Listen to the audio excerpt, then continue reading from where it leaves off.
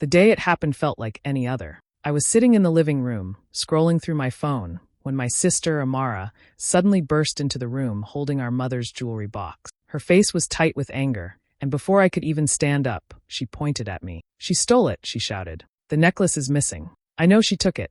At first, I laughed nervously, thinking it was a joke. "What are you talking about? I didn't touch your things." But Amara's eyes were full of fire, and her voice rose higher. Our parents came rushing in. My father's brows were pulled tight, and my mother's lips were pressed thin. "What is going on here?" my father demanded. Amara didn't hesitate. She opened the jewelry box, showing the empty space where our mother's gold necklace used to sit. "It was here yesterday. Now it's gone. And who else would take it? She was in my room this morning." I shook my head quickly. "I wasn't in your room, Amara. Why would I steal from my own family?" My voice cracked, but nobody seemed to hear the truth in it. "She has been acting strange," Amara added, pressing her point. "Always quiet, always sneaking around. I saw her looking at the box last week." The words cut deeper than I expected. My own sister, the one I grew up sharing secrets and laughter with, was now painting me as a thief. My mother's face hardened. "Is this true?" she asked me, her tone sharp. "No, Mama," I pleaded. "I would never steal from you. Please believe me. I don't even know where the necklace is." But my father sighed and turned away. "Amara has no reason to lie. She has always been honest. And you have been distant lately. Maybe you wanted money. Maybe you thought you could get away with it." My mouth fell open. "Daddy, that's not fair. You know me." "Enough." His voice thundered through the house. "You have brought shame to this family." I looked at Amara, hoping to see even the slightest trace of guilt on her face. But she held her ground, calm and confident, as though she had rehearsed this moment. Tears blurred my vision. "I didn't do it," I whispered again, but the words felt small, useless against their stares. "Pack your things," my mother said coldly. "If you can steal from your own blood, then you cannot live under this roof." My knees weakened, but I forced myself to stand. "You're really choosing her lies over me?" "Go," my father said, his eyes refusing to meet mine. And just like that, I was no longer a daughter in my own home. I walked out with nothing but a small bag and a heart that felt shattered beyond repair. The sound of the door closing behind me was louder than any scream. It was the sound of being abandoned. My name is Kayamika, but most people just call me Chi. I have always been the quiet one in my family. I was never the loudest in the room or the one who liked attention. I preferred reading books, helping in the kitchen, or just spending time by myself. I had big dreams, though. I wanted to be a teacher one day, someone who could guide young people and make them feel seen. I imagined standing in front of a classroom, sharing knowledge, and giving the kind of care I sometimes wished I got at home. Growing up in my family wasn't always easy. My parents loved me, but they loved my sister Amara differently. She was the star in their eyes. Amara had a way of making people notice her. She was bold, outspoken, and beautiful in a way that always drew attention. She got praised for the smallest things, like wearing a new dress or scoring average marks in school. I, on the other hand, could come home with the top grade in the class, and the response would simply be, "Good, now work harder." It wasn't that I wanted to compete with Amara, but the constant comparison created a wall between us. She would tease me sometimes, calling me the invisible one. I laughed it off, but deep down it hurt. My parents didn't always see how her words affected me, and when I tried to speak up, they often brushed it aside. "She's only joking," they would say. But those jokes piled up little by little, until I started believing them myself. Even with all that, I still cared about her. She was my sister, after all. We shared a room when we were younger. We whispered secrets in the dark, giggled about boys we liked, and made promises about supporting each other no matter what. That's why her betrayal stung so deeply. It wasn't just about the necklace or the false accusation. It was about the trust we had built over years, suddenly shattered in a single moment. Before everything fell apart, my life was simple but not hopeless. I worked part-time at a local store after school, saving every little bit I earned. My dream was to apply for college and study education, but I knew my parents would not be able to fully support me financially. That was okay. I believed that with hard work and patience, I could carve out my own path. I had hope, even if it was fragile. At home, things were routine. My father worked long hours and was strict about rules. My mother managed the household and always expected perfection from me. "You are the eldest," she would remind me. "You must set the example." But when it came to Amara, the rules bent. She could come home late, leave her chores undone, or even talk back, and somehow there was always an excuse for her behavior. "She is still young," Mama would say, even though Amara was only 2 years younger than me. I think a part of me grew used to being the shadow in the house. I learned not to expect too much praise or attention. I poured my energy into school, into my little savings, and into dreaming of a future where I could stand on my own. I wasn't bitter. At least I tried not to be. But there were nights when I lay awake, wondering why I had to work twice as hard just to feel half as valued. Still, I believed family was family. I thought no matter what, they would defend me when it mattered. I thought my parents, even if they didn't always see me, would never throw me away. And I thought Amara, despite all her teasing, would never deliberately harm me. That is why the betrayal cut so deep. When she stood there and pointed her finger at me, accusing me of stealing, I felt something inside me break. It wasn't only about being called a thief. It was about realizing that the people I loved most could believe the worst of me so easily. It was about the years I spent trying to earn their approval, only to discover that all it took was one lie from Amara to erase everything good they had ever known about me. Looking back, I think the signs were always there. The rivalry, the favoritism, the way my parents leaned toward Amara's side whenever there was a small disagreement. But I never imagined it would go this far. I never imagined it would end with me standing on the street with a bag in my hand, hearing the echo of a door slamming shut behind me. For me, the loss wasn't just a home. It was the loss of a bond one thought could never be broken. It was the sudden emptiness where family used to be, replaced by silence, shame, and questions I had no answers for. It started on a quiet Saturday morning. The sun was just rising, and the house smelled of fried plantain and eggs. I was sitting at the dining table, writing in my notebook, when Amara walked in holding Mama's jewelry box. She moved with purpose, like she already knew what she was about to do. "Where is Mama's gold necklace?" she demanded, her eyes fixed on me. I frowned. How should I know? I've never even touched that box. Her lips curved into a smile that wasn't kind. "Don't lie. I saw you near my room yesterday. You must have taken it." Before I could answer, she raised her voice, loud enough for the whole house to hear. "Mama! Daddy! Come quickly. She stole the necklace." My chest tightened. "Amara, stop this nonsense." I didn't take anything, but it was too late. Our parents came rushing in. Mama's face turned pale when she saw the open box. "Where is it? Where is my necklace?" "I don't know," I said, standing up, my hands trembling. "I swear I don't know." Amara didn't give me a chance to explain. She poured words like poison. "She has been acting strange, always looking at this box. I even saw her sneak into my room yesterday. Who else could it be?" "That's not true." I cried. "I wasn't in your room. I was helping in the kitchen all morning. Ask Annie Joy. She saw me there." But Amara's voice was stronger, sharper, and filled with fake hurt. Why would I lie about this? Why would I accuse my own sister unless it was true? She put her hand on her chest like she was the one being wronged. Mama looked at me with disappointment. "Kayamika, is this what you've become? Stealing from your own family?" My father's jaw tightened. He didn't even ask for proof. He simply nodded, as if the decision had already been made. "You have shamed us," he said. Tears blurred my eyes. "Daddy, please, I didn't do it. Why won't you believe me? I'm your daughter too." But the more I pleaded, the more Amara twisted the knife. She told them I had been desperate for money, that I was jealous of her because she always had nicer things. Each word she spoke painted me into a corner I could not escape from. Finally, my father's voice thundered across the room. "Enough! You have brought disgrace into this house. Pack your things and leave." The words hit me like a blow. "Leave," I whispered, my knees weak. "You're choosing her lies over me? After everything?" Mama crossed her arms, her face like stone. "We cannot keep a thief under this roof." "I'm not a thief," I screamed, but my voice broke into sobs. Amara stood by the doorway, her face calm, almost satisfied. She didn't say another word. She didn't need to. My parents had already chosen her side. I went to my room with shaking hands and packed a small bag. Each fold of clothing felt heavier than the last. I kept hoping someone would come after me, that Mama would soften, or Daddy would call me back. But the house stayed silent except for my own sobs. When I finally stepped out with my bag, my father stood near the door. He didn't look at me. He just pointed outside. "Go," he said. My heart shattered into pieces. I walked out slowly, my legs like lead.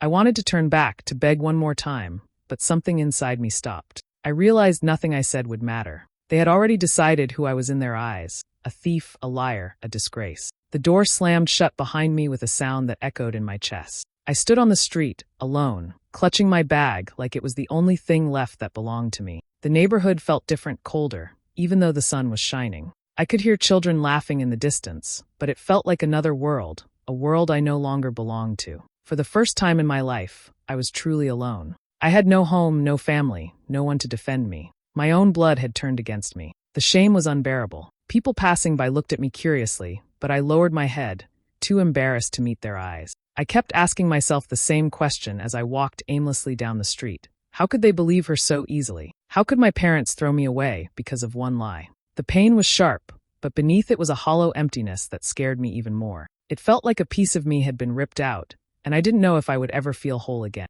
The first few days after leaving home were the hardest. I had nowhere to go, no money, and no one to turn to. I slept on park benches, under trees, and sometimes in bus stations, hugging my small bag to my chest like it could protect me. Hunger gnawed at my stomach, and cold nights made me shiver. Every step felt heavier than the last, but I had to keep moving. I couldn't let myself stop, even though every part of me wanted to curl up and disappear. I tried calling Mama and Daddy, hoping they would listen, hoping they would see that I was innocent. The first call ended with Mama hanging up on. The second, Daddy said, "Until you confess, you have no place here," and cut the line. I felt my heart crack with every rejection. I had always believed my family would protect me, even if I made mistakes. But now their voices told me I was alone. Amara didn't stop. She was relentless. Word spread quickly that I had stolen from our mother. Neighbors whispered when I walked past. Friends from school avoided me. Some even laughed, thinking it was funny that I had been kicked out. Amara had spun the story so convincingly that no one questioned her version. She acted innocent, hurt, and wronged, while I became the villain in everyone's eyes. I tried reaching out to a few people who had known me well, teachers, old neighbors, family friends, but most were hesitant to get involved. They feared being caught in the middle or didn't want to question the story that Amara had told. Each refusal, each shake of the head, felt like another blow. I began to feel invisible, like the world had turned its back on me. Some nights, I cried myself to sleep on cold sidewalk. I wondered if I would ever feel safe again, if I would ever belong anywhere. I thought about my dreams of becoming a teacher, of building a life where I could be proud of myself, and the sadness made them feel unreachable. Everything I had worked for seemed meaningless. Yet, even in the darkness, small sparks of hope flickered. I remembered the part-time job I had before, the little savings I had kept hidden in my notebook. I began looking for odd jobs, washing dishes at small restaurants, selling water on busy streets, carrying groceries for people. The work was hard, exhausting, and the pay was small, but it kept me alive. Each coin I earned was a tiny victory, proof that I could survive on my own. A kind woman named Auntie Grace allowed me to help at her food stall. She didn't ask why I was on my own, and she treated me like a capable young woman rather than a victim. "Work hard, and you'll make it," she told me one morning as I scrubbed plates until my hands burned. Her words stuck with me, like a lifeline in a sea of despair. Even as I began to survive, the isolation weighed heavily. I missed my home, not for the praise or comfort, but for the sense of belonging I had lost. I remembered the laughter we shared, the small traditions, the way our house smelled of Mama's cooking. Those memories cut deeper than any hunger or exhaustion. Amara's lies continued to haunt me. She painted me as greedy, jealous, and dishonest. She even suggested that I had stolen from other people in the neighborhood, trying to ruin my reputation completely. Sometimes I would hear people whispering as I walked by, or children would ask their parents if the story was true. Each whisper, each suspicious glance, reminded me that she had not only destroyed my home, but had built a wall between me and the rest of the world. Still, through every insult, every cold glance, every night spent shivering, I found moments of strength. I reminded myself that I was still Kayamika. I still had dreams, skills, and courage. I began to plan for a future where I could prove my innocence, where I could survive and thrive despite everything. Every small job, every coin I saved, every kind word from someone like Auntie Grace became a brick in the foundation of my new life. Even though I was broken, I refused to give up completely. I told myself that one day, the truth would come out. One day, Amara's lies would crumble, and I would stand tall again. Until then, I had to endure, to survive, and to fight quietly for the life I deserved. Weeks passed, and I slowly built a small routine for myself. I worked at Auntie Grace's food stall during the day, saved a little money, and slept in a cheap room I rented in a crowded part of town. Life was hard, but I was surviving. Still, the pain of betrayal and the weight of Amara's lies never left me. One afternoon, I received a call from someone I didn't expect, Uncle Emeka, my father's brother. His voice was low but urgent. "Chi, I need to tell you something. Come home quietly." I was shocked. "Why?" "After everything," I asked. "There's something you should see for yourself. Don't argue. Just come." I didn't know if it was a trick, but I felt a spark of hope. Maybe someone had finally noticed the truth. I took a bus home, my heart pounding, my hands clammy. When I arrived, I saw my parents in the living room. Amara was there too, looking nervous this time. Uncle Emeka motioned for me to follow him into the study. "I have proof," he said, closing the door behind me. I was going through the security footage from the house cameras for something else, and I saw who really took the necklace. My heart skipped. "Amara?" I whispered. He nodded. "Yes. She came into your mother's room while you were in the kitchen, took the necklace, and hid it in her bag. Then she blamed you." The room felt like it was spinning. After everything, the accusations, the shame, the nights of hunger, I finally knew the truth. I didn't even know what to say. Uncle Emeka handed me a memory card with the footage. I barely waited. I ran it on my phone, and there it was, Amara, sneaking into Mama's room, opening the jewelry box, taking the necklace, and then running out with a sly smile. Every step, every look she gave to the camera, was there for all to see. I felt a rush of anger and relief all at once. I had been suffering for weeks, abandoned by the people I loved, while she had been safe at home, lying about me. Uncle Emeka told me to go back to the living room. Show them, he said. I stepped in, holding the memory card. Mama and Daddy looked at me expectantly, though their eyes were still clouded with doubt. Amara noticed me holding the card and tried to hide her panic. Amara, I said, my voice steady but icy. Do you want to explain this?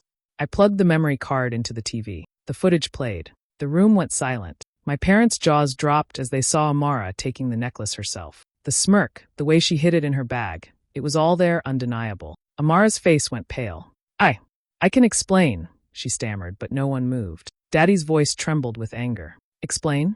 You accused your own sister and ruined her life for what? Amara's eyes filled with tears, but they weren't remorseful, they were panicked.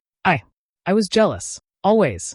She gets attention for being quiet and smart. Everyone loves her. I wanted them to notice me more. Mama shook her head, unable to speak. I felt a mixture of fury and sorrow. She had admitted it herself. Jealousy had driven her to destroy my life. I took a deep breath, trying to steady myself. You lied, Amara. You lied about me stealing, about my character, about everything. I lost my home, my dignity, my friends because of you. The twist came when Amara's bag fell from the couch as she tried to grab it. The necklace fell out. Not only had she stolen it, but she had kept it all this time, planning to make me pay for her envy. Daddy's face turned red. Amara, how could you? After everything?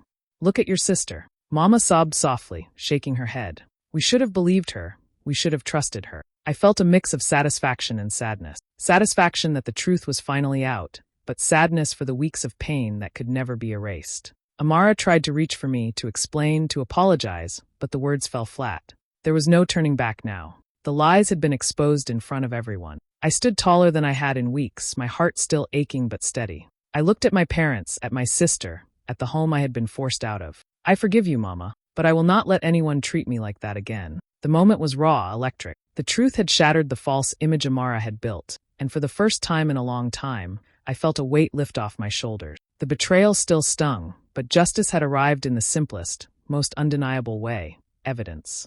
And as I left the living room, walking past Amara who avoided my eyes, I realized something important. I didn't need anyone to validate me. I had survived, I had endured, and now, I had the power to reclaim my life. After the truth came out, life slowly began to change. My parents apologized over and over, but I could see the regret in their eyes was not enough to erase the weeks of pain I had endured. I realized I couldn't live waiting for their approval or forgiveness. I needed to rebuild my life on my own terms. I started by focusing on my education. With the little savings I had, I enrolled in evening classes at a local college. It was hard at first. I worked long hours at Auntie Grace's food stall during the day and studied at night, often falling asleep with my books in my lap. But each small step felt like a victory. Every time I understood a difficult lesson or finished an assignment, I reminded myself that I was proving something, not just to my family, but to myself, that I could rise above what had happened. I also made new friends, people who didn't know my past and didn't judge me. They encouraged me when I felt weak, celebrated my small victories, and offered a listening ear when I needed it. I learned to trust again, slowly and carefully. Their support gave me strength I didn't realize I had.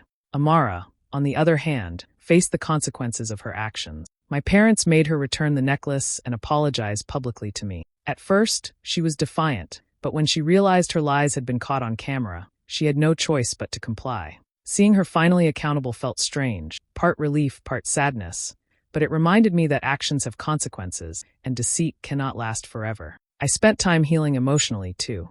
I cried when I needed to, wrote down my feelings, and allowed myself to feel the pain fully instead of hiding it. Slowly, the anger softened, replaced with clarity and determination. I stopped blaming myself for the weeks of suffering and focused on what I could control, my future. I also began saving more seriously, planning for a life where I wouldn't have to depend on anyone who could turn against me. I opened a small account and started putting away every coin I could, dreaming of one day moving into my own apartment, far from the shadows of past betrayals. Through it all, I discovered an inner strength I hadn't known existed. The Chi who had cried on park benches, hungry and alone, had grown into someone who could face challenges, endure hardship, and keep moving forward. I realized that life would always have obstacles, but I could meet them with courage, patience, and resilience. By the time the next year arrived, I was not only surviving but thriving. My studies were going well, I had a small circle of friends I trusted, and I had a steady income. I even volunteered at a local community center, helping children with their homework.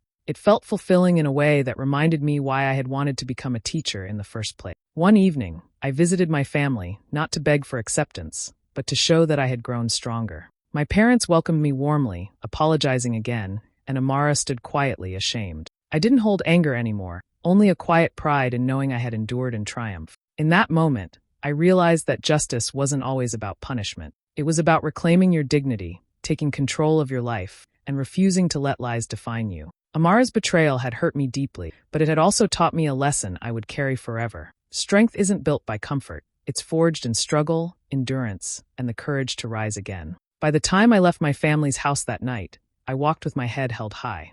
I was no longer the scared, rejected girl who had been cast out. I was someone who had survived, grown, and reclaimed her life. And for the first time in a long time, I felt truly free.